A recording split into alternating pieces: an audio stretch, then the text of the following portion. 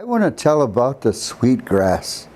You know, there's many that grow by the ponds and the lakes, but now we have people who actually plant it, which is really, really good, to be able to help spread it throughout the land, to propagate, learn how to propagate and bring them closer to home. And it's the 21st century. And in the old days, we used to use it only in ceremony.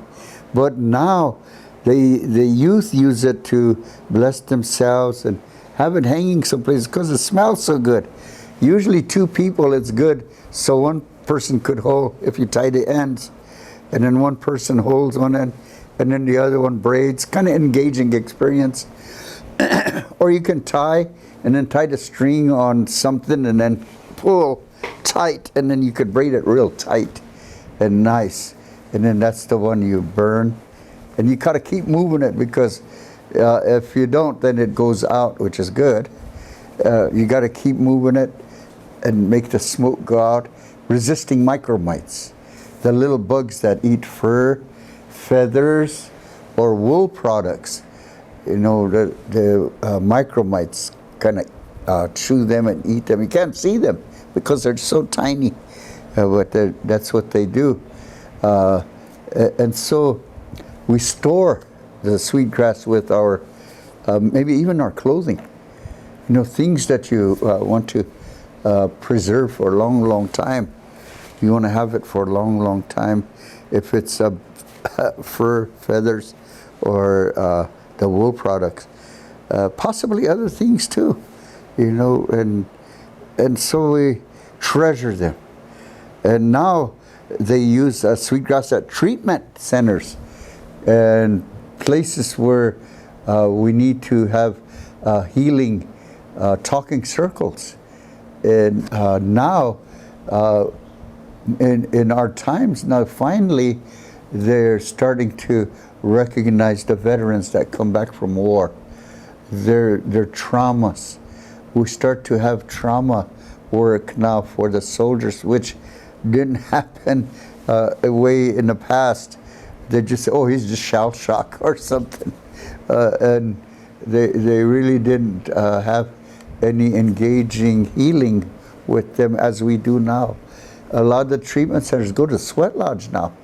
The healing places go to the sweat lodge because it helps them to be able to cleanse themselves, get the bad things out of the pores of our bodies.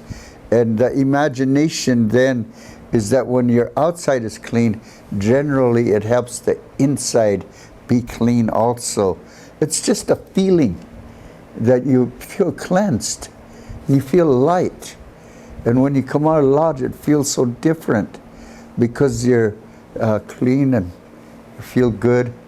It feels like you want to go shake somebody's hand because you feel so glorious and have a good experience of helping one another inside. When you look at one another all the time, that's why we sit in circles, then you build trust. When you do this together all the time, you build trust. When you work together all the time, you build trust. The sweetgrass, when you're planting them, harvesting them, braiding them, you build trust. It helps that way. You know, there's things that we do that's necessary. Once again, I think I said that before. It's a good time now that we can tell stories still. Even in our day, we could still tell stories and learn to pass it on. Oral tradition. Learn to pass the stories on. That way we would say, oh, but these people do it this way.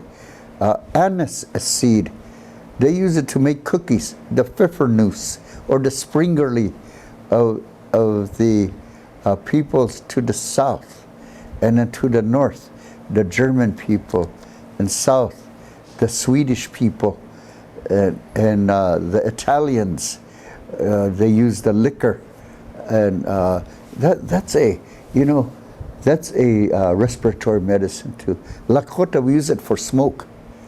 You know, the anise seeds, we include it in our pipe or something, or bowls. That's a traditional smell, and it's good for your breath also. Now, once again, don't try it if you don't know how much to use. You got to go through your medicine man or ask your doctor. Thank you very much.